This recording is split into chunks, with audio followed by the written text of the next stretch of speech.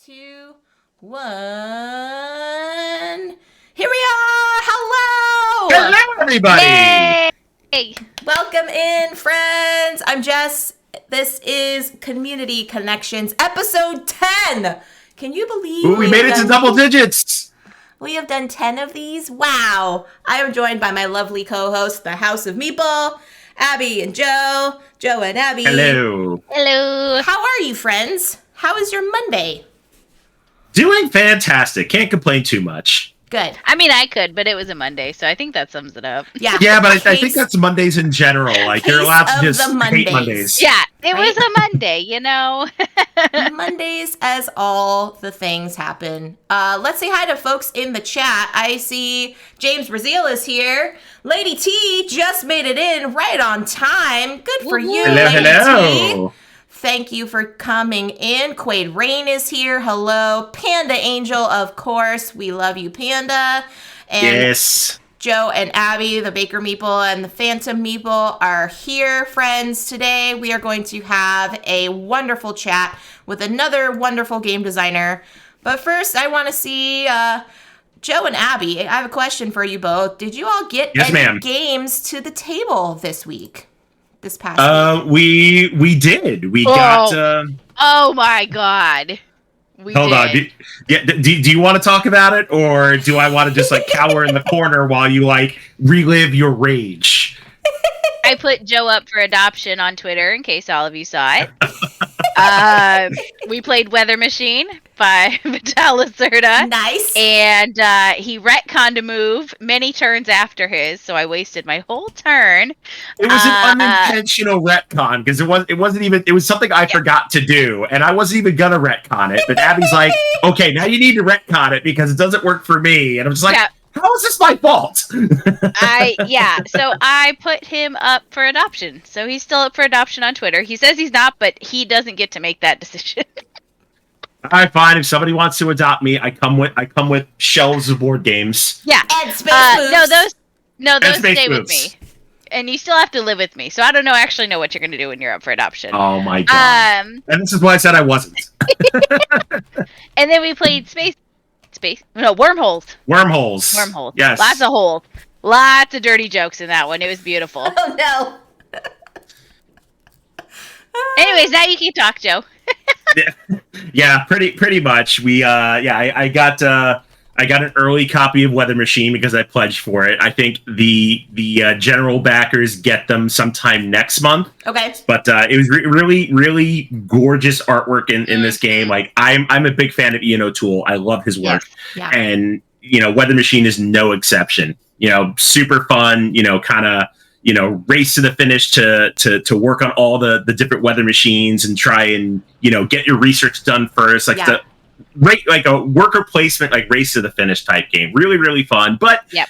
it is a Lacerda, so Yep. you got to take like 90 minutes to actually learn the game, and then once you play it, you're like, oh, that's how it works. So the next time you play it, you're like, all right, I'm ready to go. Let's do it. Yeah. Yes. Oh, see, Quaid says he'll take you because you don't have to house or feed him. Yeah, so it's actually a really great deal for anybody else. Like, I will house him, and then he will feed us. And fine. I'm just gonna shake my head and drink my beer and just let it happen. Too funny. How is everyone doing in the chat? Have you all gotten any fun games to the table? For me, friends, I had a family game night last night via Zoom, and this is something that we've actually kept going throughout the pandemic. So it's going on, 3 years now.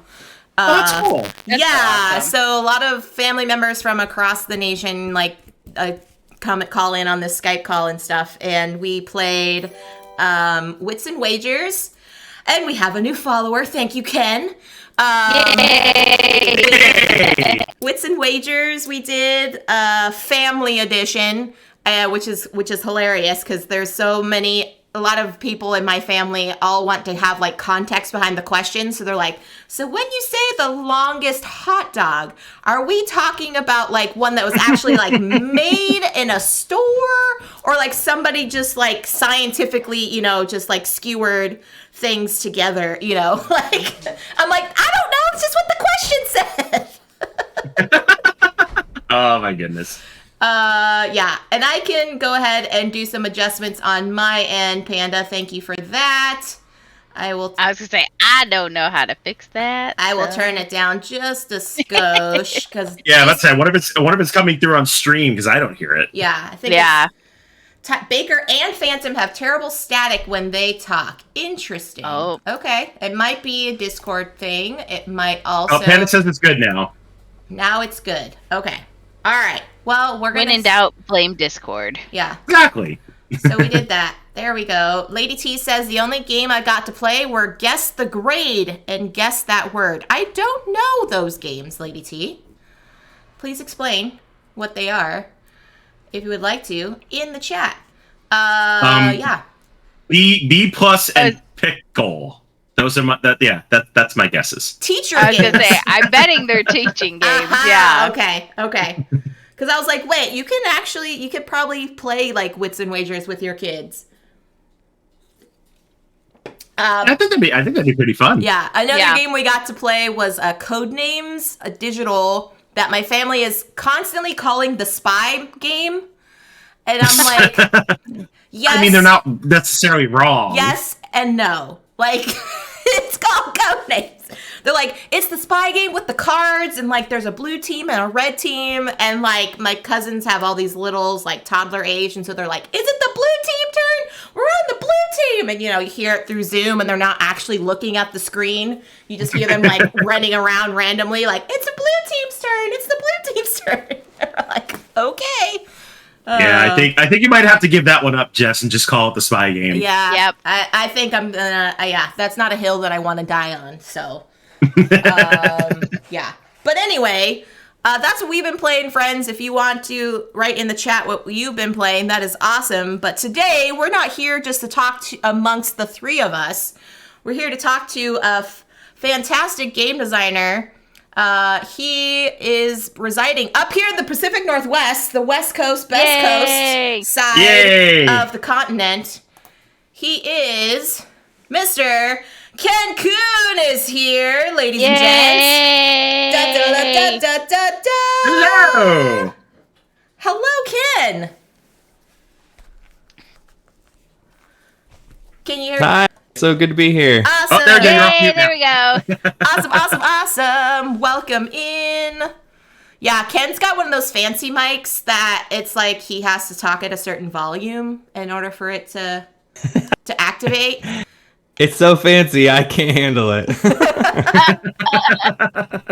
Well, welcome in, Ken. Super excited to have you here in our little cozy round table on stream. How are you this evening? I'm doing really well. Yeah, I just got back from a big gaming convention over the weekend. By big, I meant it was a lot going on, but it was very small. And I'm happy to just kind of be back in the swing of things. Awesome. And let's kick us off. For those that might not know who you are and what you do in the board gaming scene, why don't you give a little introduction? Great, yeah. So my name's Ken Kuhn. By day, the thing I actually get really paid for is doing development work, board game development work for GMT Games. So for those who are not familiar, GMT publishes historical simulation games. Twilight Struggle being probably one of the biggest games that's known on BGG. And then what I really love, though, to do in the hobby is play games with friends. And I have a couple of designs that are coming out soon. And I have a couple more in the works. Awesome. So yes, friends, if you have any questions for Ken while we are chatting, please pop them in the chat, just like Phantom said. James Rosale's giving some love for GMT. EC also loving some GMT games. Quaid is saying it is one of Rodney Smith's favorite board game companies. I did not know that. That's true. Rodney does really like to talk about us, and we greatly appreciate it. I did not know that either. I didn't either. Yeah. I mean, when you get the Mr. Rogers of board gaming speaking highly, like, that's a pretty good thing to Yeah, that's legit. about. Yeah. I mean, it's a lot of really good people, but I think Rodney's really partial to the coin games, which are all GMT titles. That is true. I have seen a number of his little, like, I won't say them TikToks because they're not necessarily TikToks, but his, like, random Twitter videos where he's like, okay, I just got this coin game, but here is my table. And he's like, I already have another coin game set up.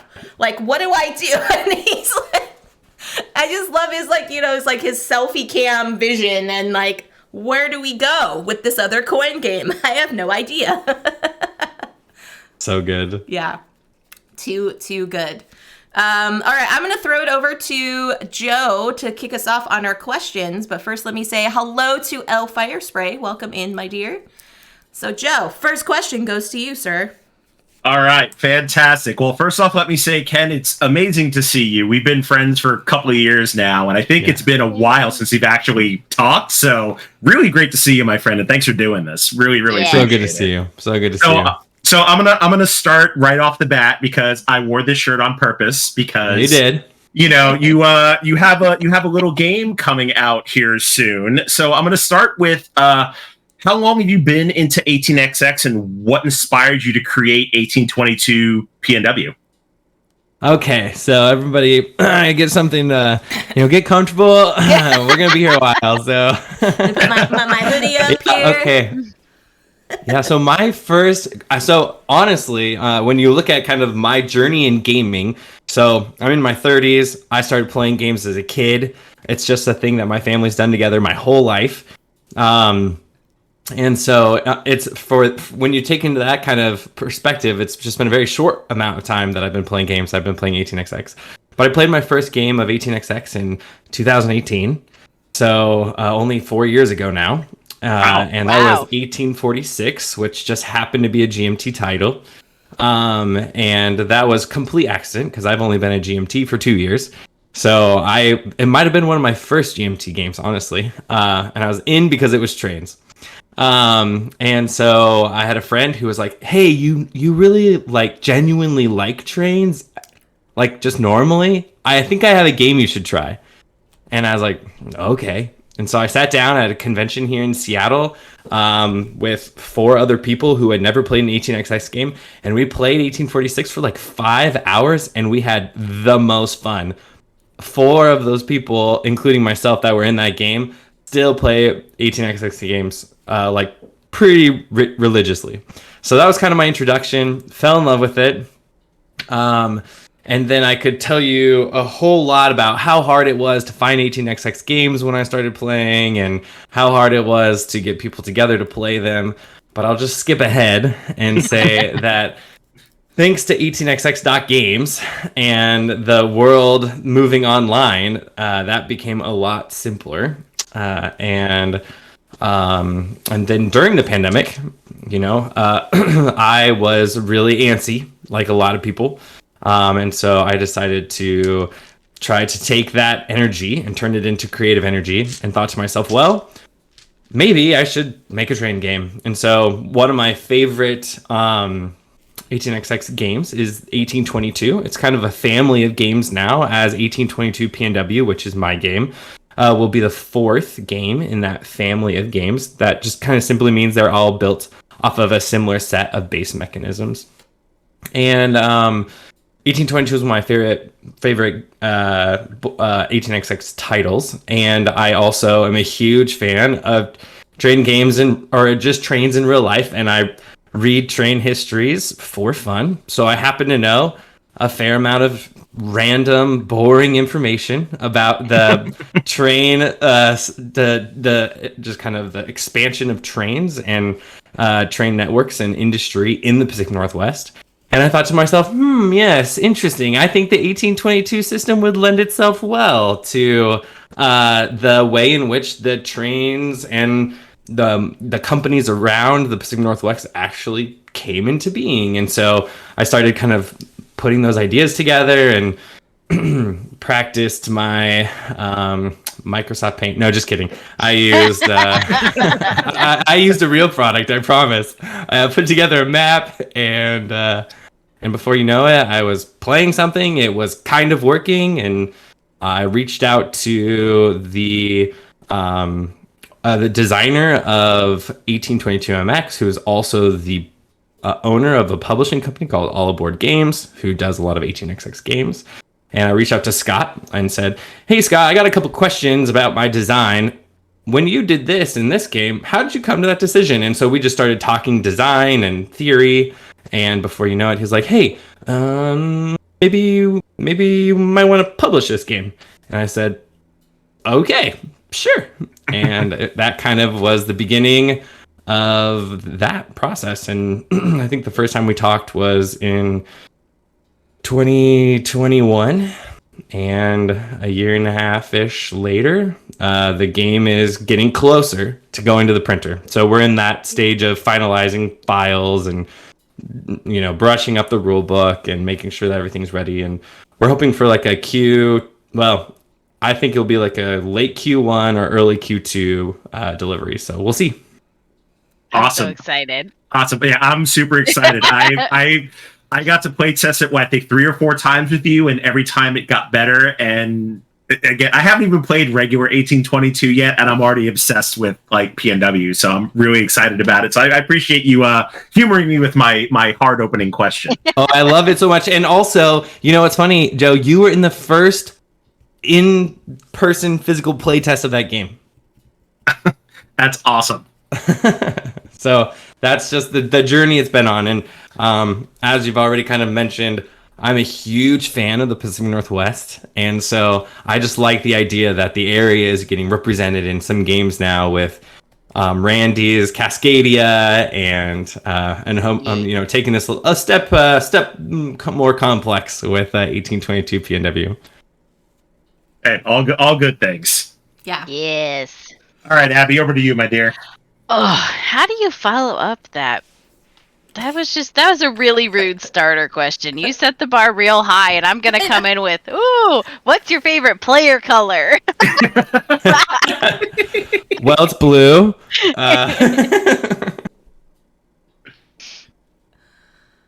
That's good. Yeah, see, that really was my question. I'm just like, I love it. I love it. I can tell you that I don't know if I intentionally picked blue, but the reason I play blue is because of Catan. So there was only 4 colors in the original Catan box, and I got blue like way back when my family was like, hey, there's this new game that came over from Germany. We should play it. And we like divvied out the colors, and I was like, I guess I'm blue. And then I was blue forever. And I actually had to go through a very unique stage of my board gaming journey where I had to force myself to not play blue because I played blue so consistently that I would move blue pieces on the board if somebody else was playing blue. And my wife got very frustrated by this reality. And so I had to go through like a detox of playing blue, and it was hilarious because she's like, not only can you not play blue, I'm playing blue. Don't touch my pieces. So I'm a little bit more, I can now more readily play just any color, but I literally took 2 years off of playing blue in like 2016, 2017. Wow. Oh, man. It's funny because that's actually Joe's life right now. Yeah. On our Friday stream, he kept pulling blue and like moving blue, and I'm like, I'm blue, and he's like, God, I'm so used to playing blue. I and know. I'm gonna have to stop. Like seriously, I just have to cut it off cold turkey, just like Ken did. So, what can I say? Oh man, that's so funny. It works if you force yourself enough games. I mean, you know us, we play, you know, hundreds of games a year. I promise. It only takes a few dozen before you're like, oh yeah, I'm whatever color. Yeah. Oh my gosh, too funny. Well, I have a question from someone in the chat. James asks, Ken, what games do you have on your P500 list? Which I'm assuming like your personal 500. I don't know what P500 means. No, P500 is a GMT pre-order system. Oh, okay. So at GMT, the way we launch games, it's actually pre-Kickstarter, there was GMT. So fun fact about GMT, it was founded the same year I was born. And so just being a part of GMT, I was just having breakfast with the founder, Gene, the G of GMT, on Sunday morning, and razzing him about things. And so, but one of the things that's really cool about GMT is they were doing pre-orders to gauge audience interest before Kickstarter existed. And so the P500 system works in such a way where monthly games are added to GMT's P500 list. And the whole idea is that once a game gets 500 orders, it has enough interest to support a small print run. So the more orders a game gets, the more copies we end up printing. And then also as it kind of surpasses 500, it goes into development, and that's where I come in, and that's my job. And then as it gets higher up in the ranks, it goes into the art department and then eventually gets to the printer. And so that P500 list is actually the list we use to kind of establish internal and external priority for the games that they're coming through. And it doesn't mean that some game with low orders will never get printed. It just means that it might take a little bit longer to make it through some of those stages, especially if something that becomes more popular because the audience wants it faster kind of blazes past it. It would just kind of go in front when we have to actually make a choice. And often we can move multiple things through the pipeline at a time. So anyway, that's P500. There you go. Personally, James, I don't have a P500 list because if you're the developer or you're working on the development team, these things just happen to show up at your front door. So it's the better question is, what games am I getting that I'm almost immediately flipping? And that list is short, but when you the more you get into game design and development, you realize that there's part of just sharing the games with designers means that designers send you copies and you're like, oh, the company already sent me a copy, and I actually get one for being, so the list of where I get games from is pretty long. And as I spend a significant time working on a lot of games for GMT, I kind of have gotten to the point where I've been like, okay, guys, don't send me everything. But if there's something that I find particularly interesting, which has happened quite a bit at GMT, I don't really have a problem getting one of those copies of the game. So I have 0 games on my P500 list, but that is just one of the amazing benefits of being in the industry. Yeah. Very cool. Very cool. Joe? Yeah, I have to say, just going back to P500 for a second, I think this is another game that you worked on, Ken, but Prime Minister, I'm extremely excited about that one. Yeah, so Prime Minister was my first game with GMT. So way back in the day, in the mid-2010s, I joined a Seattle development and playtest design group. And that is eventually how I met connections that led to connections that led me to GMT. But in 2020, when the world was falling apart, I also kind of lost my main gig during that time. And it was okay because my wife has always been the primary breadwinner in our family. But I was a little bored and I was going a little crazy. And then you add in a pandemic, so I was also pretty stressed all the time. And I got a random phone call out of the blue almost exactly 2 years ago from the director of demo at GMT. He said, hey, I got your name from a person who really admires you and thinks you could be really great at this job. And would you be interested in developing games? And I said, wait a second, you're asking me if you could pay me to play games? And he goes, basically. And I said, yes. Okay. And so what I said yes to was actually developing Prime Minister. So Prime Minister is the first game that I worked on with GMT, and it is so close to coming out. So I'm very excited for it. Right now I'm in this really fun part of proofreading rulebooks where you get to send the rulebook to the layout artist, and then you send them edits, and then they send it back to you. And then you find more edits, so you send it back to them, and you're both kind of wondering if it's ever going to end. Well, we're almost to the end. So the game is beautiful. Donald Haggerty, the same artist who did 1960 Making of a President. There's also working on Mr. President, which is a game coming out from GMT that if you're not paying attention to GMT, you might not have heard of it, but it's going to be an incredible solitaire game. He's done the art for that, and he's been really fun to work with. But yeah, so we're getting really close. I imagine that Prime Minister will probably be heading to the factory by the end of the year, and we should probably be able to play it early 2023. Awesome. Looking forward to it. Very cool. So as a designer yourself, do you have a favorite designer or like somebody you look up to? Before you answer that, Ken, we do have a hydrate. So everybody take a sip of your bevy. Oh, yes. Thank you so much, Cheers. Brenda. Now we can continue. Yes. Wow, that's a hard question. Do I have a favorite designer? I definitely have designers who I really appreciate the impact that they've had on my journey. And some of them I still will seek after their games, and some of them I don't really play as much anymore, but they were really important to me as I was going along. So Reiner Knizia is somebody who comes in and out of my life pretty often. I play a game that I love, and then I play a game that I don't love, then I play a game I love.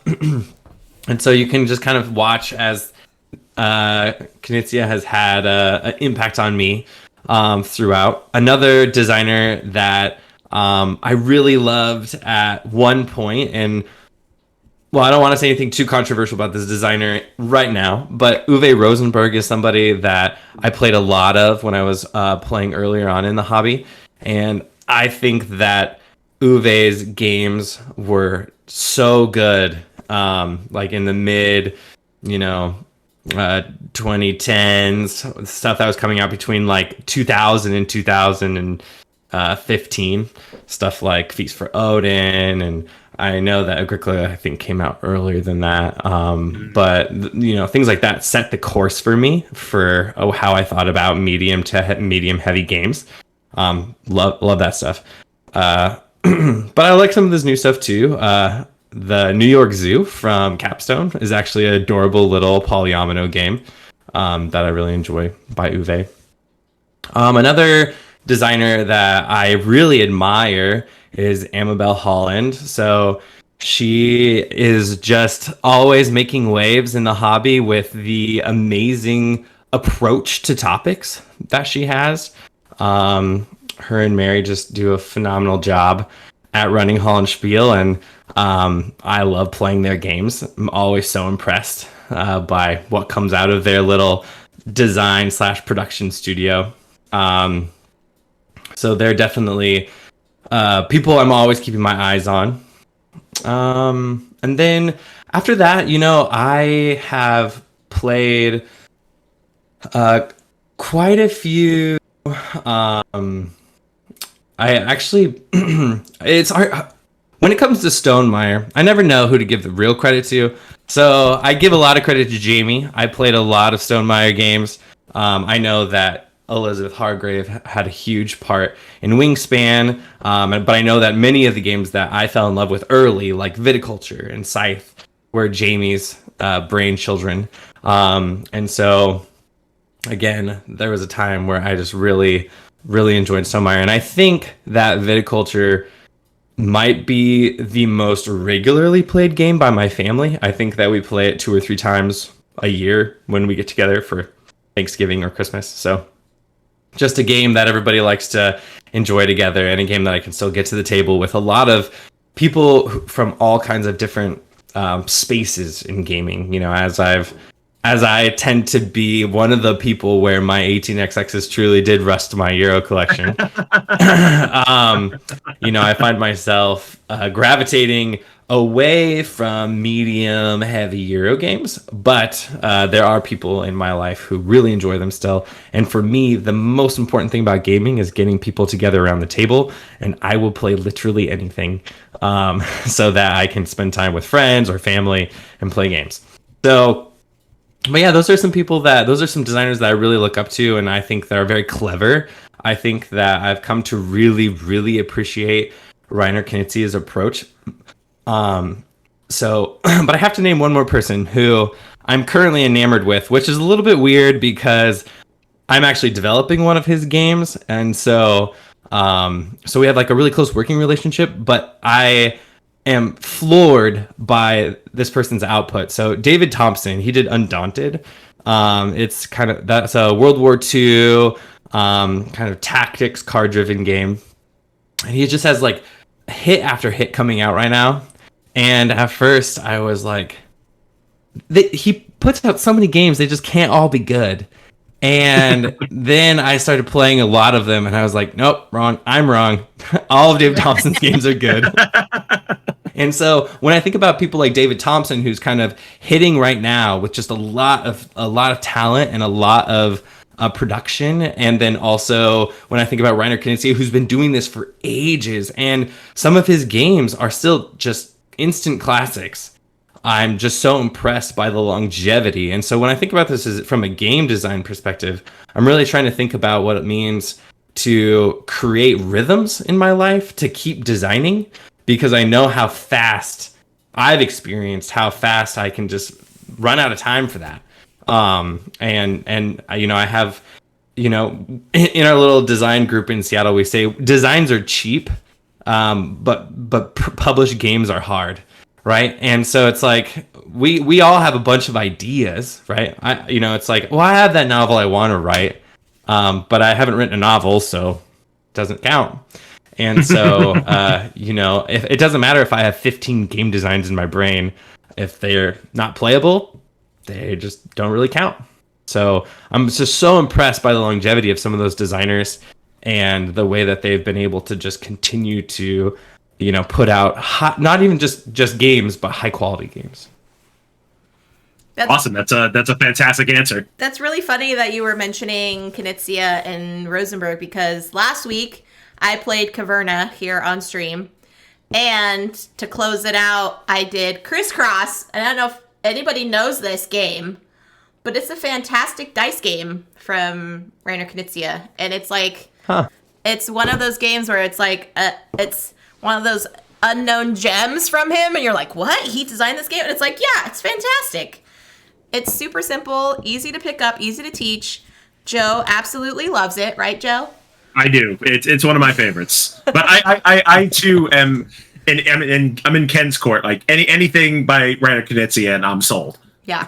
I mean, we bought a game and Joe's like, why do you want this? And I was like, Reiner Knizia, and it comes with little cutesy buildings. Yeah. And he's like, that's why you want it? And I'm like, yeah. Yeah. So a little background on that real quick. So when I went to Gen Con, Abby sent me with a list, and she's like, you need to pick up San Francisco. And I'm like, what the heck is San Francisco? So I look it up, and I'm like, okay, it's a Reiner Knizia game, but why do you want it? And she's like, because it's a Reiner Knizia game. I didn't argue at that point. I was like, and it's got these cute little buildings, and you get to like make little skyscrapers. And he's like, I'm done listening. I got it. And I was like, thank you. No, I mean, that's a really important part. Like, I'm trying to figure out how to do something similar, because my wife loves Uwe Rosenberg's All Creatures Big and Small, and I'm pretty sure it's mostly because she gets to play with the Animeeples. So I have to design an Animeeple game just to get my wife to play more of my prototypes. Or you could just get a box of Animal Upon Animal, Ken, and then... Yep. I had that. There you go. Are you kidding me? Every one of my nieces who can stack shapes has played Animal Upon Animal. See, what you need to do, you need to design a train game that involve Animeeples. Yeah. Yep. I see that. Well, they got to put them on the cars? Maybe it's like a circus train, right? You're trying to get them to the next exhibit? Mm-hmm. There you go. You think this could work? I'll play the heck out of that. I would play the hell out of that. Exactly. Yeah. Ken, you... I'll even let you have that one for free. Yep. Yeah. I appreciate. You know what? Special thanks to House of Meeple. Yeah, I mean, you're not the first designer that's actually like game designed on our stream. So no, you're not. We had the exact same thing happen last week with Emma Larkins, and she was just like, "What if this?" And we're like, "Yes, please tell us more. Yep. Where do we throw our money at, please?" Emma's so great that Abandon All Artichokes just.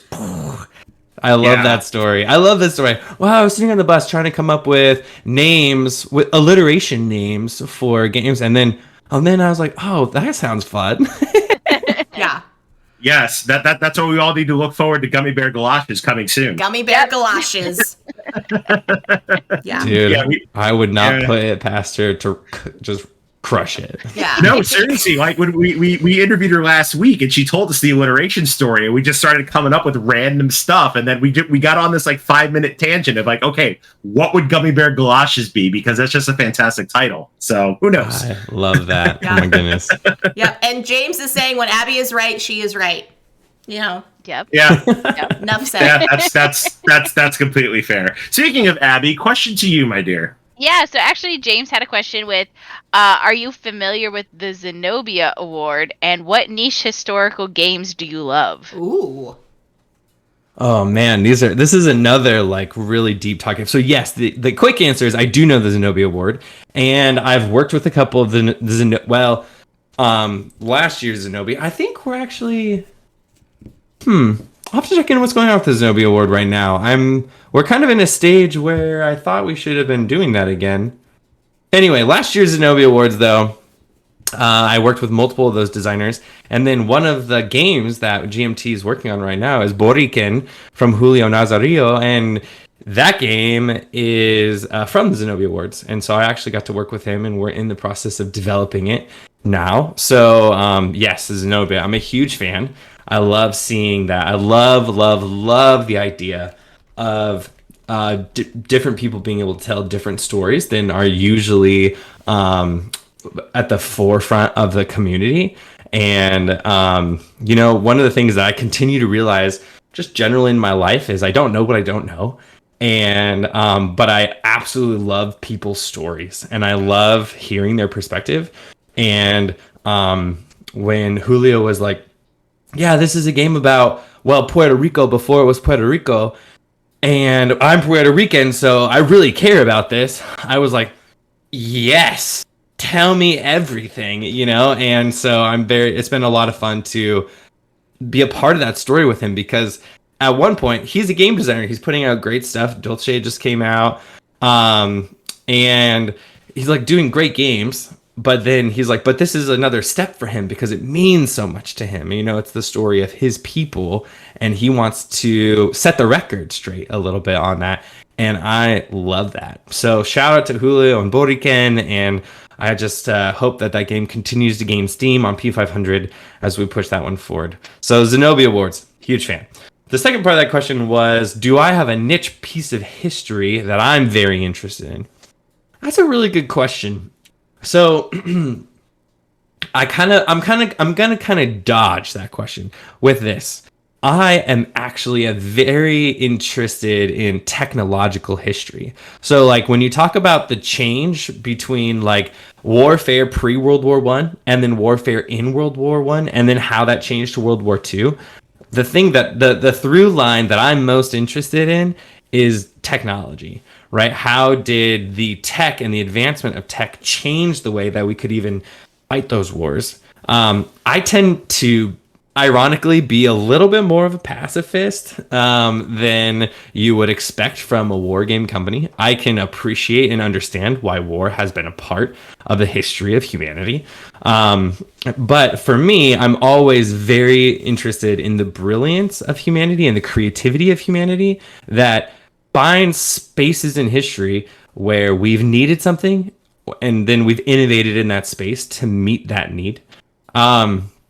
So to that end, that's kind of why I actually really appreciate 18xx, right? Because for me, that there is actually history there. Now, a lot of people play 18xx and don't find themselves, reading encyclopedias about trains.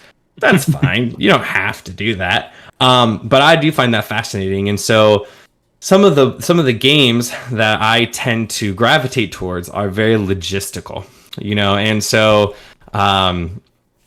one of my favorite non-historical but GMT games is actually Space Empires, and Space Empires 4X is basically a war game in space.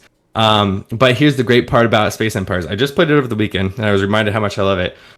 In that game, you start with your little itty-bitty empire, and you expand out, and you move, and you explore, and you get resources.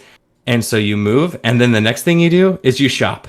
So you move and you shop. You move, you shop, and ultimately you fight somebody with your spaceships, but you shop. You spend your technology points, you spend your construction points, and you literally have a spreadsheet. We're just like going through on this thing and you're counting up your points and you're spending them.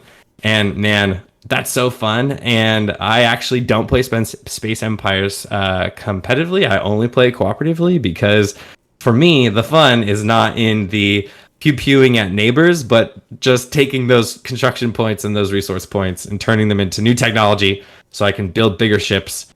And that's the fun part. So it's kind of a tricky question, right? Because there's definitely different pieces of history. However, I will say one more thing that's a little bit more on brand for history. And I tend to find a lot of interest in political situations. So like, for instance, naming a non-GMT game, I love Watergate. So it's just an amazing little 2-player capstone game. It's a CCG card-driven game, which I technically have a little bit of design credit in the card-driven game world with a solo system that was created for card-driven games through GMT. And so I've played a lot of CDGs, a lot of them, a lot of times. And I think the essence of a great CDG comes to a really perfect point with the theme that's brought through Watergate. And that battle between the Post and Nixon is just such a fun and intriguing moment in story. And so I tend to also be captivated by historical situations where politics and intrigue and diplomacy were at the forefront of that. And to take that one step further, like another example of that is, Cole Worley's games tend to lead in that direction. And so I played John Company a couple times in the last couple of weeks and have really also enjoyed that. So where economics meets industry in the history of our world, that tends to be the spot where I want to play a game. Okay. Cool. So along those lines, Ken, do you have a favorite game mechanism? You talked about like cards and things of that nature, but yeah, it's a great question. I love engine builders. So I know that can be a little bit of a foundational one, right? Because there's a lot of ways to do engine building, whether you're doing it on a tableau or if you're doing it with cards or, but I will stand by this argument. I think the absolute best bang for your buck engine builder in the world, as we know it right now, is Res Arcana by Tom Lehman. It is just, for me as a designer who really loves engine building, the theme is so boring and like run of the mill, but it is mechanically, it is a beautiful game. Like, you can't, as a designer, I play it and I just sit there and go, you crushed it, Tom. You just absolutely nailed this one. Yeah. So it's just so tight and clean, and 8 cards, multi-purpose cards. You're trying to, and you open with a draft. I mean, perfect. It's so good in my opinion. I do wish that it was just a little bit more interesting of a theme, just like anything except dark fantasy. But, and don't get me wrong, I love dark fantasy. It's just a little overplayed. And I think that's why, when it comes out around the same time as Wingspan, which is another good engine building game, it gets lost, right? It just doesn't stand out on the shelf. Yeah, I do remember playing it, actually learning Res Arcana on Board Game Arena, and I was literally bored, like, because of the theme. I was just like, all right. I mean, yeah, and I'm on the same page too, Ken. Like, I like dark fantasy, I read a lot of like Neil Gaiman novels and things like that. So yeah, totally. But still, it was just like, but it's hard because another game of Tom Lehman's is Favor of the Pharaoh, and I absolutely adore it. The theme could be whatever it wants to be, but there is like so many dice. Like, dice are my thing. Like, I'm literally like fiddling with the die right now. I love it. But Favor of the Pharaoh, that was like one of those things. But yeah, it's like, I get it, where it's like a mechanism in a game is so good that you're just like, can you just throw like, can I have something else on here? Can I be like actually trading for like, maybe I'm building a cat kingdom or something like that, like anything. Yeah. And it's also like pretty watered down too. It's not like dark fantasy. So it's just hard.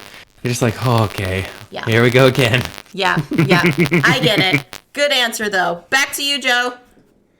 All right, time for my favorite question of the interview, and usually throws some for a loop. So we'll see how you do with this one, Ken. Do you still consider yourself a player first, a designer second, or has the creative process overtaken the hobby aspect of gaming for you? That's such a good question.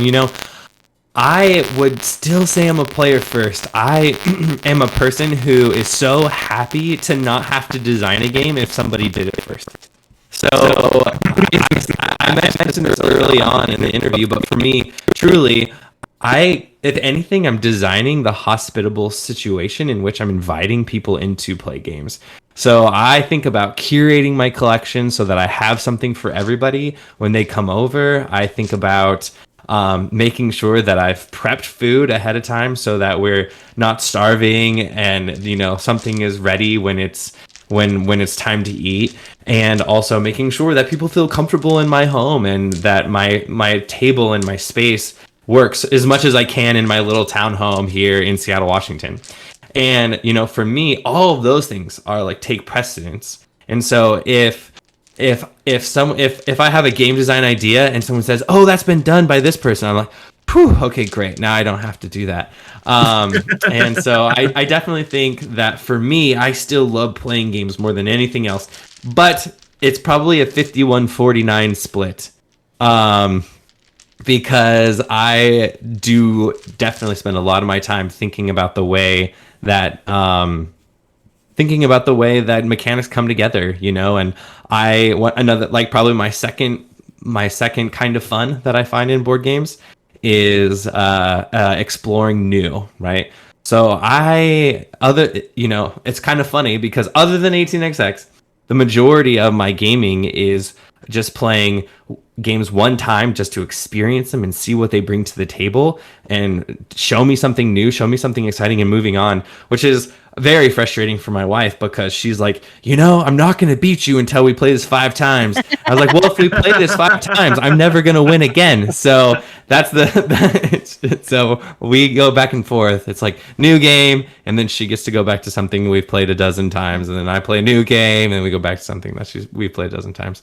And so part of the exploration is saying, oh, what an interesting thing that this designer has done here, and can I put that in my toolbox? We'll see. So I would still say I definitely err towards player first, but just barely. Okay. All right, fantastic. Awesome. All right. Addie. What is the last game you backed on any sort of crowdfunding? So GameFound, Kickstarter, anything like that? Good question. I'm trying to think. Does it have to be a board game? No. I think I backed an RPG last, technically. I think the last thing I backed was what's it called? Dead Belt? It was like a RPG about playing a solo game about being a belter in this sci-fi universe where you're basically scavenging in this abandoned space zone, and at any moment you might just get a hole in your spacesuit and you might just suffocate. So that's an exciting game. Wow.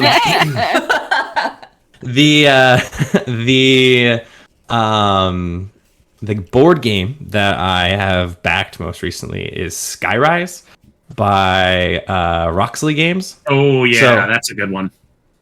So I'll tell you what. Roxley Games might be the only game company right now where I auto back. Just everything that they put out is gorgeous, and it feels like they're so selective in the way that they go about their games. And as I go back through their recent releases, I'm just in love, and it's a goal, it's a dream of mine to actually be published by Roxley, because I think that if I can come up with a design that is amazing enough to be picked up by Roxley, I'll have made it to like the upper echelons of game design. I'm very excited for Skyrise. I will say that I think it's going to be a little bit lighter than I would tend to kind of move towards, but I'm hoping that it will actually be like light enough that I can get it to the table with my family. And then Radlands is the last game they put out, and that is an instant classic. I probably played that game 30 or 40 times now, and I absolutely adore it. So I think it is one of those moments where you went, oh, I see what you did there, and it's just so brilliant. So I think Radlands is awesome, and some of their old, I mean, obviously Brass, I think was the game they did before that, and but even some of their older stuff, like I'll say, Dice Throne is not my favorite thing that Roxley's done. It's a little bit of it can overstay its welcome, I think, is my only critique of Dice Throne. And then they have that steampunk racing game. I think it's called Steampunk Rally, and that game is so fun. I mean, it's way more fun than it deserves to be. So I just think Roxley tends to crush it. So when Skyrise came out on Kickstarter, I said, yeah, sure, I'll back it. All right, Ken, do you have a favorite or funniest board game memory? Favorite or funniest? Well, so as I mentioned, I grew up playing board games with my family, and in the teenage years, I'm a big brother. Okay, so I'm a first child, and I have a sister who's just barely like 2.5 years younger than me, and I've known my entire life just really how to push her buttons. And what's hilarious is I am totally a person who it's all about playing the game for me more than it is about being competitive. And I'm so excited to get people around the table and to have an experience together that I just don't care for win. I just also have happened to play games for so long that I tend to be pretty good at them. Just naturally it comes to me, right? Well, when I was in college, my sister was in high school, and she's always been incredibly competitive. And so, as I mentioned, I've always loved trains. And so we were playing a game of Rail Baron, which I don't know if you played Rail Baron. It's kind of ancient. I think it's from the 80s.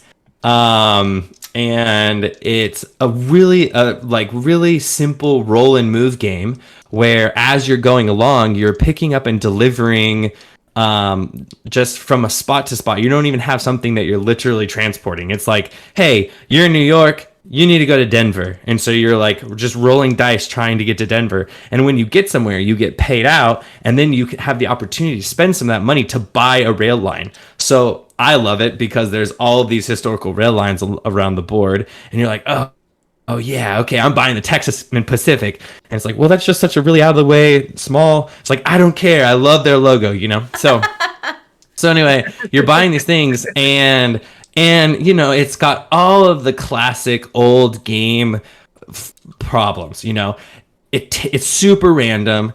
It takes forever, and and everything is like on charts. So you're like, you got your like huge, very small print player aid out, and you're just kind of like looking around on the charts. So we've been playing this game for like 2.5 hours, 3 hours, and my sister, she's hit the threshold for the dollar amount that she needs. And when you hit that threshold, you just have to get back to your home city, the city that you started in. And so you're rolling. The rule, though, is if you intercept a person when they're on their way back to their home station, you get to steal money from them. This is like the Rail Baron moment. And then they have to make that money back up before they can go home. Oh. So I see that I have this perfect opportunity, and if I can just roll 10 or above on these 2d6, I'm going to intercept her, and she's not going to win. So I roll the dice, boom, boxcars. Oh. I stand up and like pump my fist in the air, and she goes, "You've got to be kidding me." And she legitimately board flips. She flipped the board, and she left. And wow. And I just remember that. I will never forget that moment. And I think I still get crap from that. And it was absolutely insane. And my mom was playing with us, and I just remember her like having this like look on her face like, oh my gosh, what happened? And then my sister storms off, and my mom and I just start crying because we're laughing so hard about this situation that just happened. So that forever for me will be like my actual true, I experienced a board flip situation. And I like to sometimes I like to remind my sister of that, but I think she's still mad, so I have to be very careful. I love it. Oh, that's awesome. Oh, that's so good. Joe, what you got? All right. If you could redesign one game, Ken, what would it be? Oh man. Well, that's different than if I could just put my name on a design that I think is absolutely insane. What would it be? Which would be Codenames, by the way. I played Codenames when it came out, and I sat there and I was just like, oh my gosh, how did I not think of this?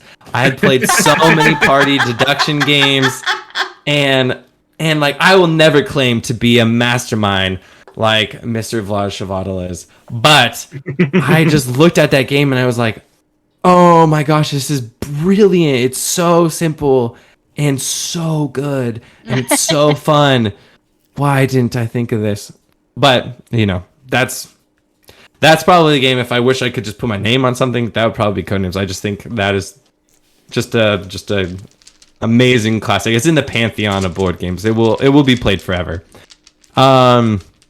If I was to redesign something, oh, that's such a tricky question because it means that I love something so much that I would go through the time and effort to redesign it, but that I also played it enough to get to the point where I appreciated it. And that doesn't tend to happen for me. I tend to be a person who gives a game 3 to 5 plays to grab my attention. And if it doesn't work, then I move on. I kind of think, well, that one's just not really for me. And so it would probably have to be just trying to think of a game that makes me a little bit sad, but I just still love it so much. And you know, I think an example of that might be Feudum. So I don't know if you guys have heard of Feudum. It was a huge, beautiful Kickstarter that came out a couple years ago, and then when it finally shipped, it was like so big with so many crazy intersecting rules that you just can't keep in your head. So if you play it 3 times in a week, by the 3rd game of it, you might actually have all the rules right. Oh, wow. Wow. But it's one of those games that it's a full-on relearn every time you bring it up. And I don't even know if I'd want to redesign it. I think I wish I could go back and help develop that game.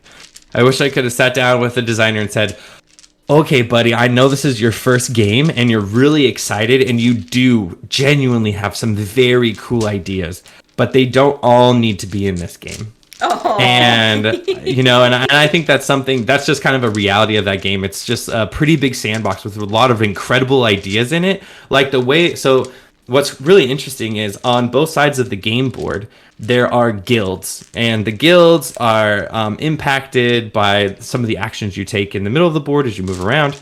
But what's amazing about this guild system, which was really clever for the time, was each guild has an overflow action into the next guild, and then it kind of cascades. So you have like well, if you do this, once it fills, it moves into the next. And then, you know, once it fills, it moves into the next. And so it moves all the way around the board until it comes back if those things fill up. And so they have this really amazing cascade effect. But here's the reality. That is the game. Like that's all the game needs to be. And on top of that is this huge board, and then this like war track conflict situation. And also, hey, do you want to just use your action points to march up a trail, which is effectively like a pilgrimage to a big load of victory points at the end? You know, there's just all these amazing little things that are also just on top. And so what happens is the amazingness of the game gets lost in just having to remember all of these little nuances. And every time I've played it, I've enjoyed it. but I can never get it to the table because it's such a huge teach plus such a huge play experience. And as a developer who, does this for a living, I look at that game and go, oh man, there's like 2 or 3 amazing games in here. And if they were 3 different games, I would play all of them way more.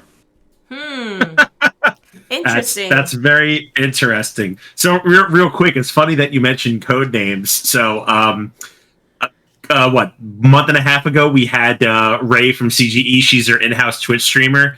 And we've become friends over the last couple of months. And she actually told me a story about when Shoutout was developing Codenames. Do you know he developed that game completely as a joke? No, I did not know that. Oh, don't tell me that, Joe. Yeah, so...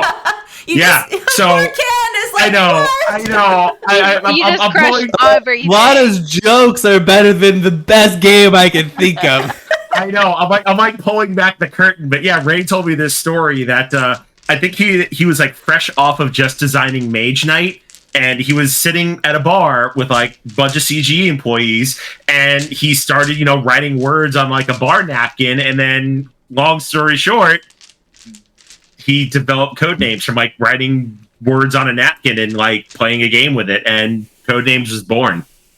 Wow. Well, yeah, because I mean, obviously, Codenames isn't like his type of game because he's done so many things. What, Through the Ages, Dungeon Pets. Mage Knight, Dungeon Pets, Yeah. like these like heavy and like intense like Euro style games, and then here comes Codenames.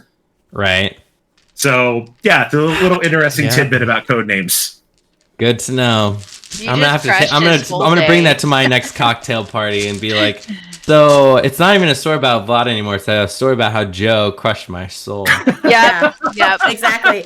And that's how you need to title it too, Ken. It's like, this is how Joe crushed my soul. That time that Joe crushed my soul. Yep. Yep. So now, if we don't get back. If we don't get invited back to game day at Ken's, we know why. Now I know why. Yeah. No, Abby, you're totally invited. Oh, okay, I'm invited. Phew. Good. Wow. Joe, you're gonna have to drive me though. You know how I feel about driving. Yeah. Let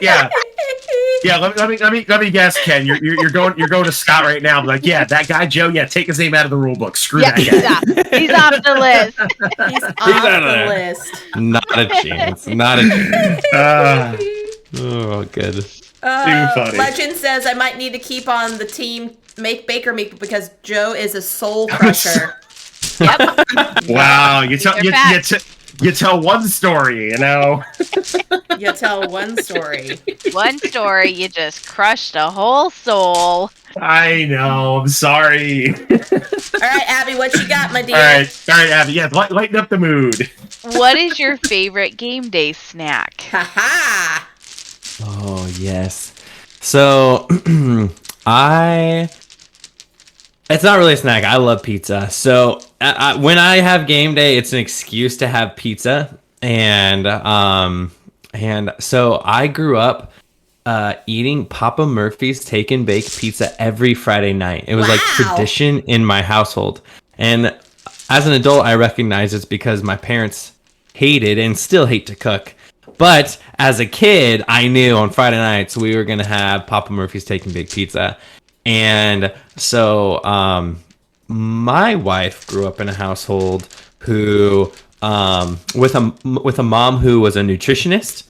And so I have a much healthier relationship with food than I did growing up.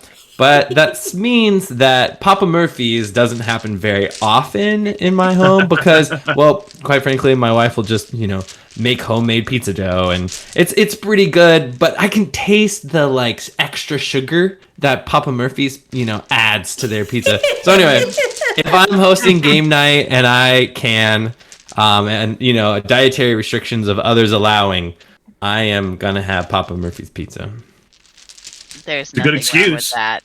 Yeah, absolutely nothing wrong with that. And the way might I just say, Ken, the way you were describing like your game nights, I was like, my little like gamer host heart was like, oh, this is what I would do. Like, I love it. I have games on my shelf to make sure everybody feels comfortable. Snacks, beverages, like comfy chairs, different gaming areas too. So if people want to do a party game, they can be in the bigger room, and then like, the hardcore, like we're going to sit down and play like a 4-player Euro game. Like there's another space for that. So I love it. Yeah. I mean, I can speak from personal experience. Ken puts on a good show. Yeah. he does. Okay, you're invited back. You're invited back. Woo! My ride is safe. My ride is safe. I know, but it's been so long. I definitely miss it. Yeah. Yeah, well, I was thinking about that actually because there definitely was a couple Saturdays that you guys weren't able to make it, but I also haven't hosted in forever. It like summer 2022 has been like the summer of 4 summers packed into one summer. I feel like Oh no, it's legit. been traveling and it's like everything, and it's like extra outdoor activity. It's just like feels like everything that was waylaid due to the pandemic came crashing together. And I have not been like more excited for fall than I have been recently in a long time. I was like, oh yeah, bring on the non-summer crazy. Yeah. Unfortunately, it's still hot up here. Oh yeah. I know. It was like I know. 80 degrees yesterday. I was like, what is up with that? Although, insane. I don't know if y'all Insane. saw the 10-day, but here in Oregon, the 10-day is showing rain. So, Finally, this weekend, I was it's coming like, this weekend. yeah. yes. And then Joe's gonna go to Hawaii, where it'll be nice and warm. But I will I have cold and know. rain, and that's all I really care about. Yeah. Can't wait. I cannot wait. All right, Ken, here's a hard hitter again. What is something that you wish you could improve or change within the board gaming hobby?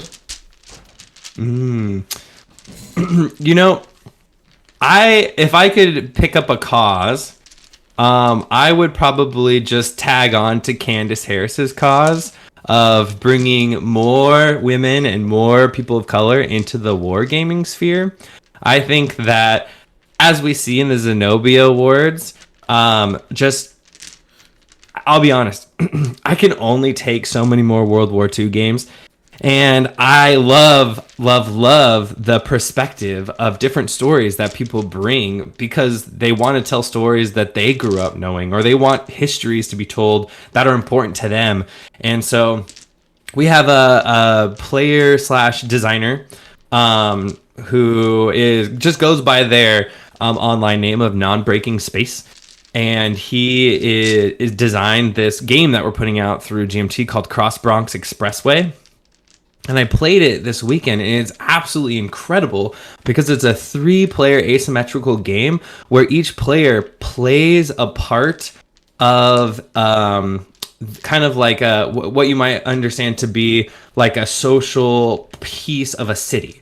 So one player plays public. They're literally like the city government and things like that. Another person plays community. And they're the activists and the people in a city that are trying to, kind of put forth their agenda. And then another effectively plays I can't remember the name. I think it's like economy or it's just private. It's known as private. And so it's like the private sector. So it's these 3 sectors that, when held in balance, are really important to, helping a city realize its potential. And so the argument of the design is simply that, each of these sectors plays a really important piece or a really important role in the ecosystem of a city. And it's the only way that a city can actually flourish if the private and the public and the community are acting together to make sure that no one thing is more important than the other. But when they're not working together, we have societal problems. We have vulnerable populations who, get put on the fringes. And that leads to all kinds of things like crime and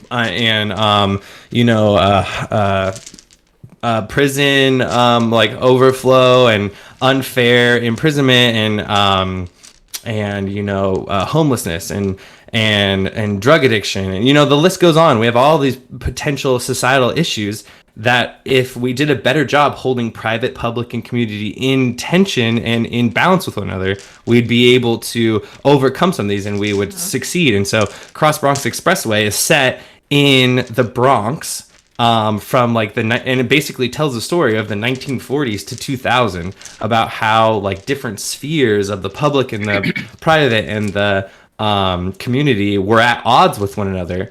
And what's great is it's a really well done semi-cooperative game where one faction is ultimately going to win, but every point of the game there's a potential misstep that can lead to collapse, and then everybody loses.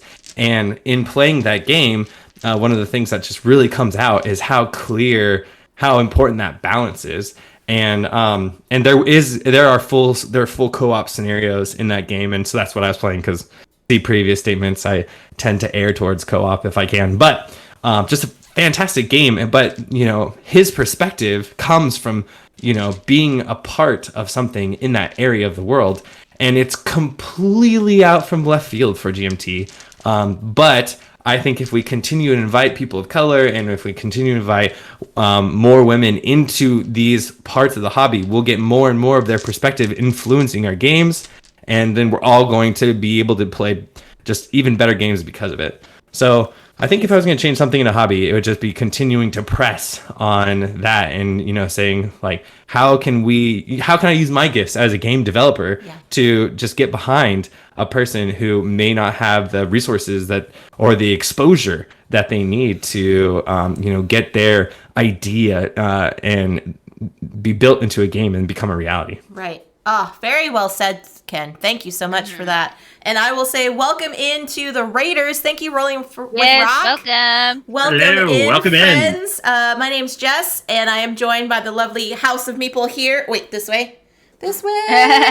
Got Joe and Abby, my lovely co-hosts from the House of Meeple. Hello. And we are talking to game designer Ken Kuhn here. Ken, how do I properly pronounce your last name? I feel like I'm not pronouncing it correctly. It's Kuhn. So okay. Like a Q? I just tell people like a Q plus an N. Okay. Kuhn. Okay. Ken Kuhn there. Yeah. And so welcome in, friends. We are just having a nice cozy conversation with Ken. If you have any questions for him about what he does in the board gaming space, feel free to pop them into the chat. Thank you, Rock, once again for bringing your Rocktober friends over here. Definitely appreciate it. And thank you so much for my mods for giving Rock the shout out there. All right, Joe, you're on deck, sir. Okie dokie. Do you think the terms board game and tabletop are separate, or are they becoming interchangeable? Good question. For me, I still hold them separate.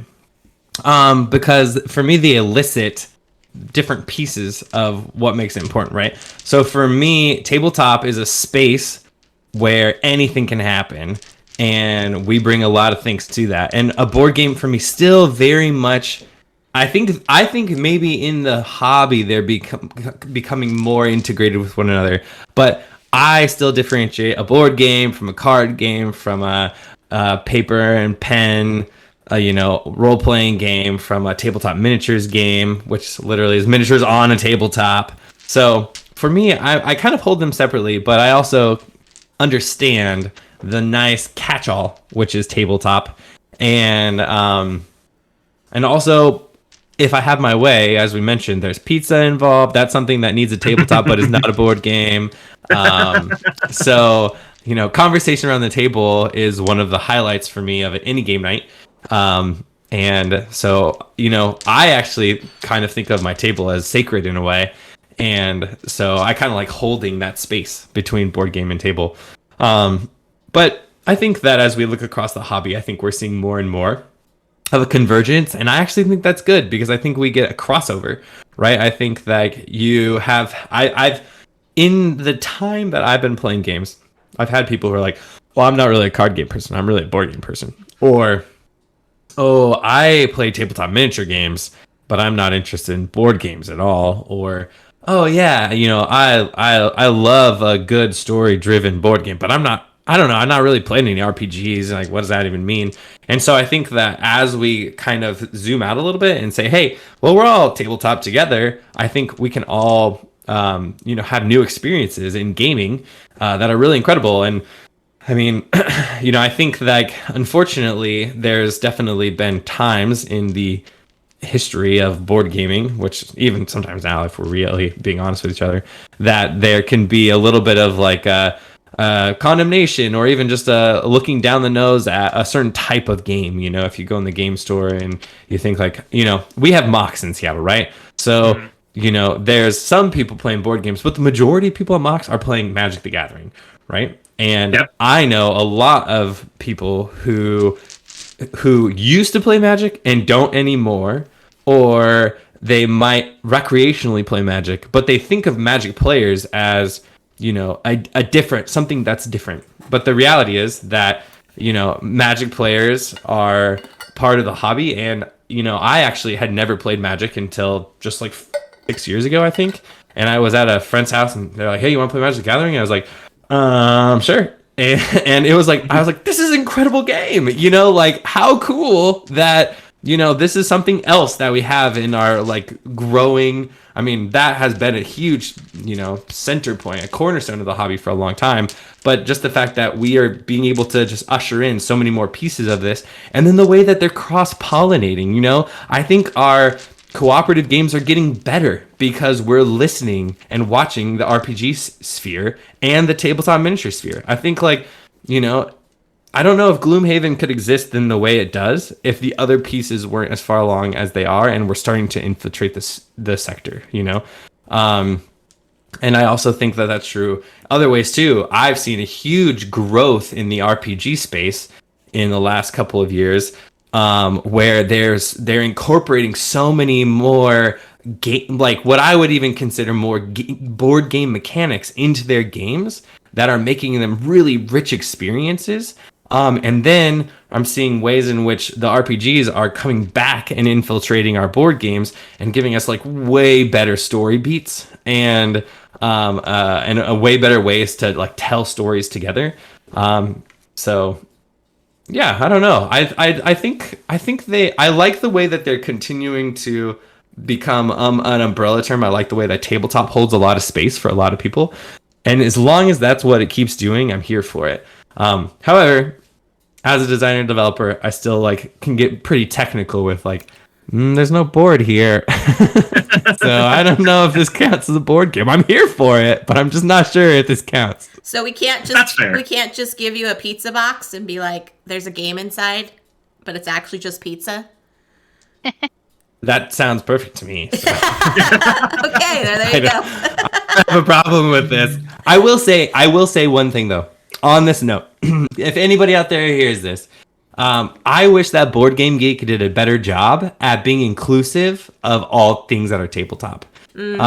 Because I understand that they have like RPG Geek and, they have like Video Game Geek, but there are, as I love the community that is BGG, and I would just love to see those, I would love to see board games and TTRPGs mash a little bit more.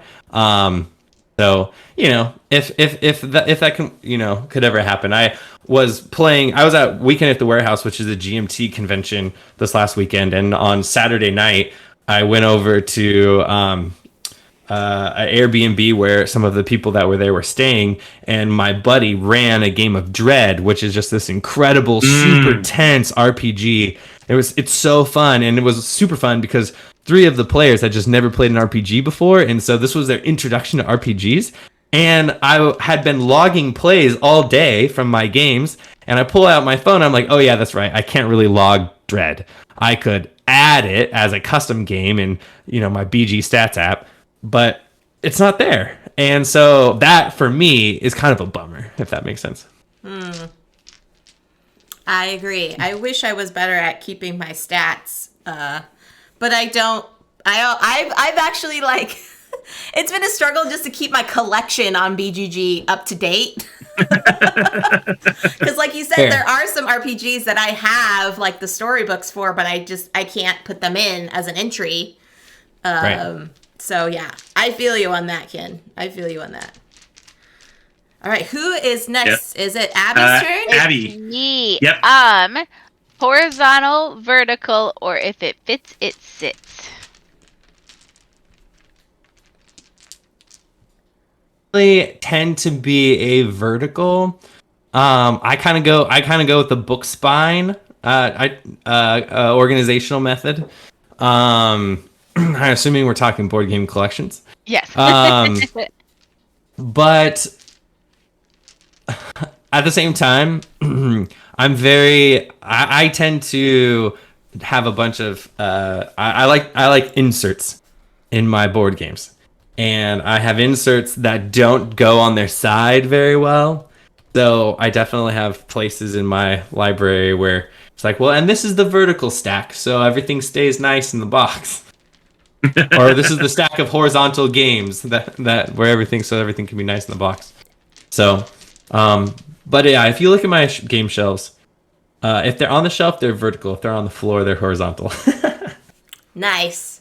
Do you There you have go. do you have an actual like space for like the odd shaped ones, like the round boxes, or the ones that are in tins, or the Burgle Bros box that's like actually like doesn't quite close because that's the part That's of right. the Has to aesthetic? go next to the Jenga tower. Yeah. So the answer is yes, and which is I'm one of those people who have gotten into reboxing. So I went down that rabbit trail in 2022 where I took like all of my card games and all of my small box games and reboxed them in those photo cases. And I'll tell you what, once you do it, you will never go back, because it's so easy to grab like 3 or 4 of them and throw them in your bag. And you like, the hardest part, I'm not gonna lie, the hardest part of doing it is having to throw the boxes away. Oh. But once you can be free of your boxes on the small box games, the sky is the limit, because you're like, oh, I'm gonna throw this in my carry-on. Oh, I'm going, and I don't care. I'm gonna, is it at the bottom of the bag with my water bottle and my coffee cup? Doesn't matter. Like, I'm just gonna be able to, wash the plastic case off if anything gets on it anyway. And they're like just a little bit more solid, and they travel so well, and they're all uniform in size, so you put them in your bag perfectly. And I just happen to know that if I put them on their vertical side, I can put 5 of them across the bottom of my backpack that I travel with.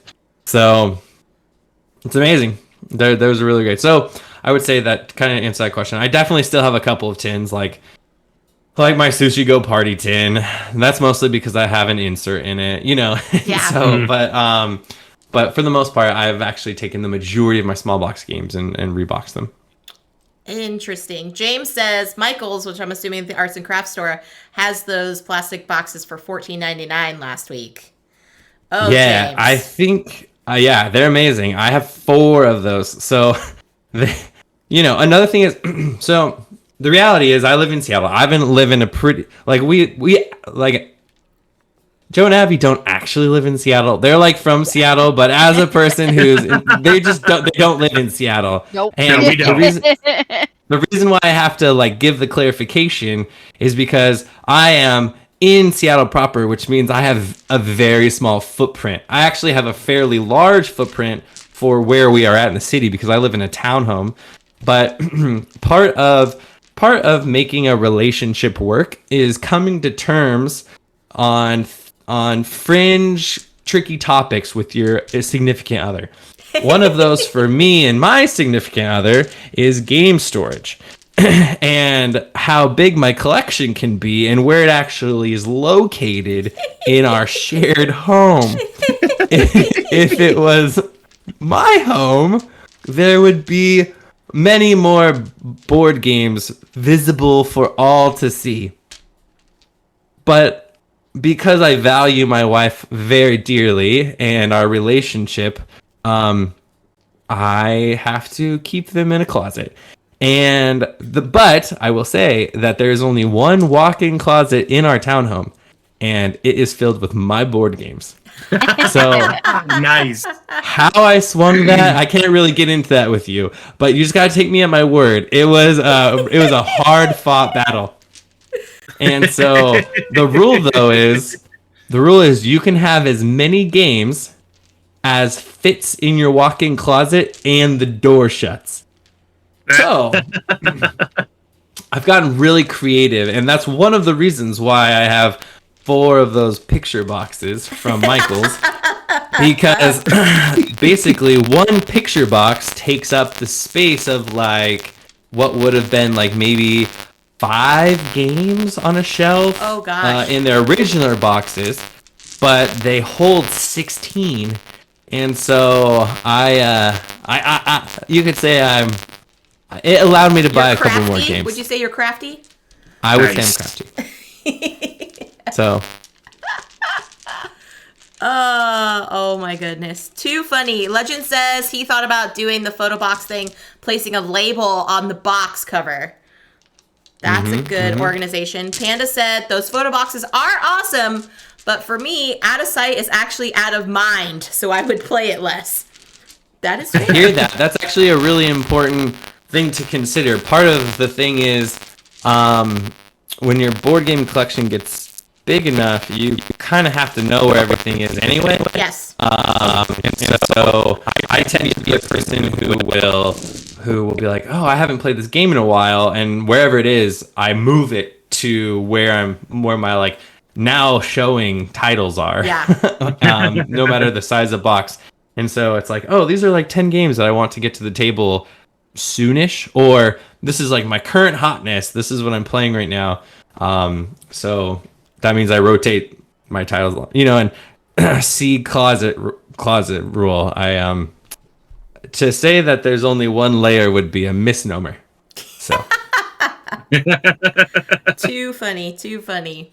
Well, I think it might be about time for our special feature of the night. What do you think, Abby? I was just thinking that too. All Yep, right. I think so. If you wanna ask one more question, Jess, I'll go get into character. Okay, so Get into character. getting to character. Ken, what is something, a motivation, if you will, it could be like a phrase or like an idea that keeps you going within game development?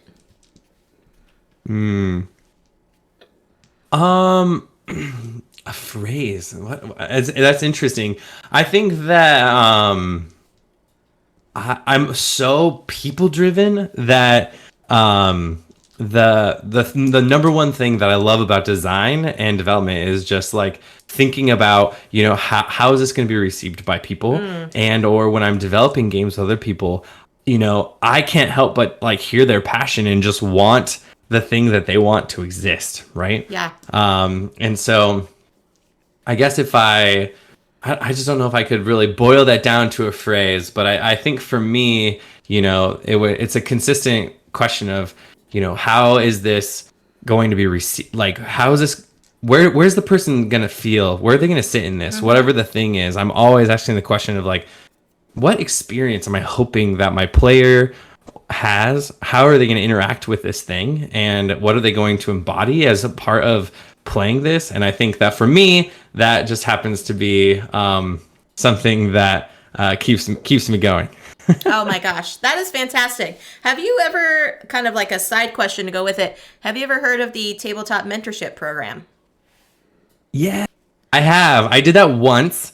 I don't know if I wasn't invited back or if I am not very present on Discord.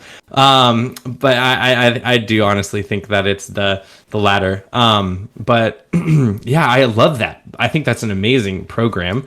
And I got to walk with a upcoming designer through that once. And I'm not gonna name any names, but if you watch this, if you ever see this, that I know that game is still coming. It's gonna be great when it comes. No, the reason I say it though is that life gets in the way. Is that a lot of your responses tonight have been very like personable and like wanting to reach the people, which I think is really inspiring, and I think a lot of like inspiration and kind of like mission behind the Tabletop Mentorship Program is that like you put designers and developers together with these new up and coming people, and you kind of like guide them through like, their gaming process. And so I think it was just really, it just kind of struck me like how you've been like approaching all these answers, which I think is fantastic. Like you're focusing a lot on like the people and like their responses, which I think would be something that, like a valuable asset to that program. So that's why I was just curious about it. Yeah, no, that's great. That's a great reminder. That makes me definitely want to like tab over in my Discord and be like, what's going on over here? Yeah, see if they've like sent you like 15 DMs or something. Where are you? What do you mean? Yeah. All right, Joe has gotten super serious now, friends. So it must be time for Inside the Board Gamer Studio. Da-da-da-da. Indeed it is. So we've come to the part of our show that has become a very, very quick favorite. So as Dean Emeritus James Lipton from Pace University has done before us, it is time for the Sir Phantom Lipton questionnaire. Are you ready, Ken? I have to be. Here I am. All right. Don't worry. This is so again, there's no right or wrong answers. Feel free to pass on anything you want to, but this should be a fun little exercise, and I hope you get something good out of this. Perfect. Okay, I'm ready. All right, here we go. What is your favorite board game? 1817. What is your least favorite board game?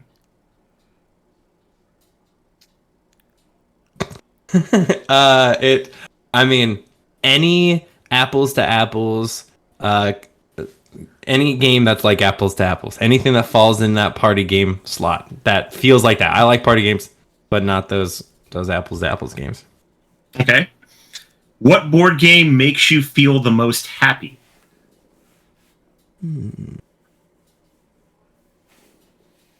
Oh, that is such a good question. Well, that's so hard. The one that brings me together with friends. Okay. What board game makes you feel the most sad? Don't tell my boss, but most Hex Encounter war games. Don't worry, your secret's safe with us. Okay. What board game components do you love? Oh man, I really love dice. I do. I really love dice. Okay. What board game components do you dislike? Cubes that are too small to pick up. Wow, I'm gonna have to think about that one because I never thought about it that way.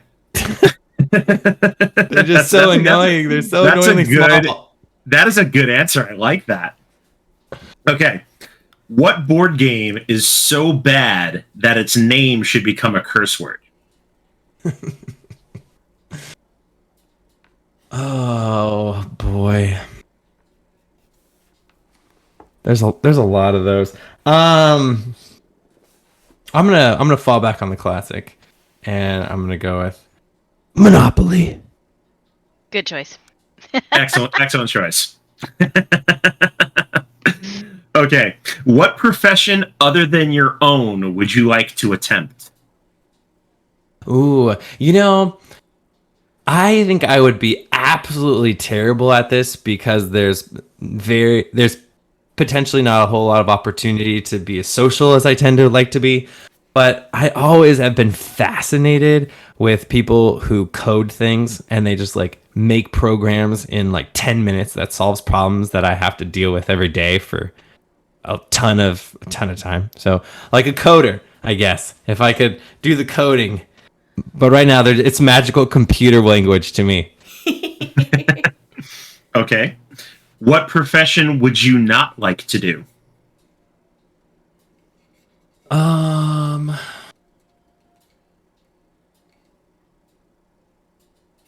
think I would be really bad accountant, which is ironic because I love numbers, but it's like, so I just imagine someone sitting in a room crunching numbers by themselves for a ton of hours.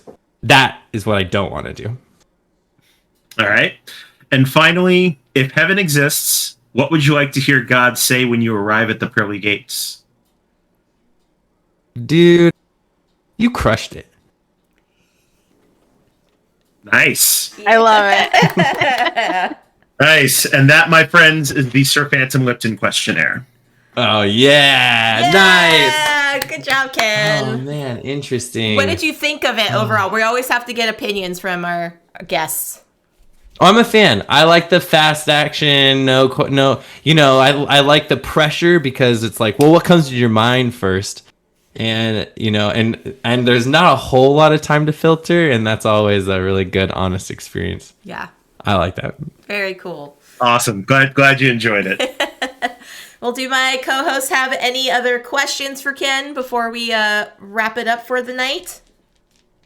I don't think so. Other than when's the next game day, Ken? I mean, there was that question, yeah. Yeah, and can I Really good come? question. I mean, sheesh. Yes. We'll have to plan something special just for that event. Yes. Absolutely. Yeah, no, I think we're good. We could probably wrap this up.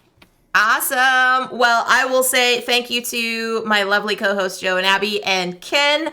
Ken, where can folks find you on the interwebs, and what do you have coming up that folks can look forward to in the gaming space? Yeah, so best place to find me on the interwebs is really on Twitter. At Kuhn Ken. Yes, it is backwards because somebody out there had Ken Kuhn first. That person. But Kuhn Ken, at Kuhn Ken, you can find me on Twitter. And then I'm Kuhn K on BGG. So, that's another great way to get a hold of me. And then BGG. what do I have coming up? Well, here's the thing. I have a couple train games that are on their way out. So I did an Age of Steam map called Seattle Metro because I'm a huge fan of trains in the Pacific Northwest. Did we talk about that? And so the last Eagle Griffin Age of Steam Kickstarter map packs, one of my maps is in there. And then 1822 PNW is coming out. It's a fairly heavy economic train game that will be kind of hopefully coming out by next summer. And then the other things that I have potentially coming out, I can't really talk about yet. So, but maybe hopefully, let's just say I'm working on some more family weight titles that I'm hoping that will not only bring my family joy, but will bring your family's joy too. Well, do they have to do with trains? Can you at least say that much? They don't actually. They don't have anything to do with trains. Oh, okay. Oh. Okay. Interesting. And then I am working on something that I can talk about because I don't know if it's actually going to come out, but I am actually working on a crossover train game for those who are interested in 18XX, but don't want to deal with some of the more fiddly pieces of a longer train game. Okay. Interesting. Yeah.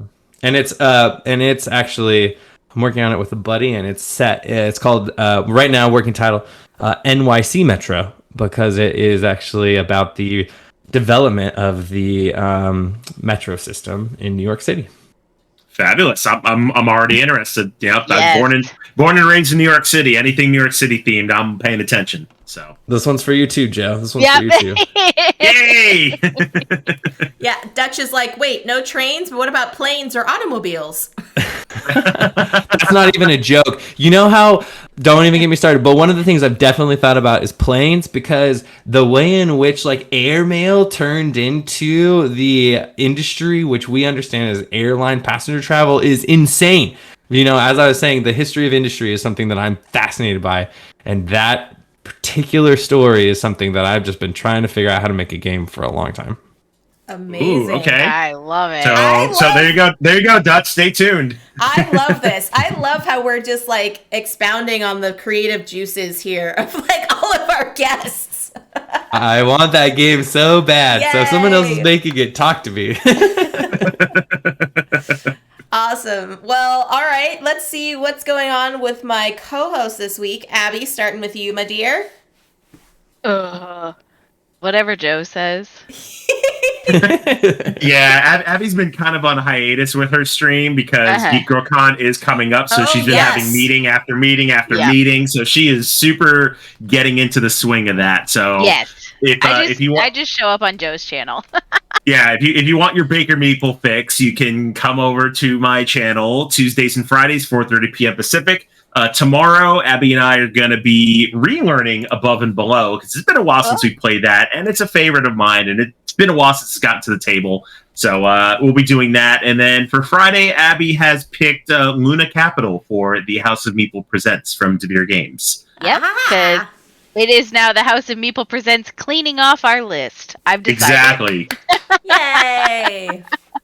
Awesome. I like it. And there you go, friends. The links for Joe and Abby are there. Give them a follow. And speaking of followers, Ken, I want to say a special thank you to you because you have crossed the threshold to get me to 600 followers tonight. Ooh, Ken's number Oh, 600. yay! That's awesome. So, Yeah, 600. Yes. Woohoo! woohoo! All the flashing lights and all that stuff. So Wow, thank you for doing that. I was Yeah. like, where's the air horn? Yeah.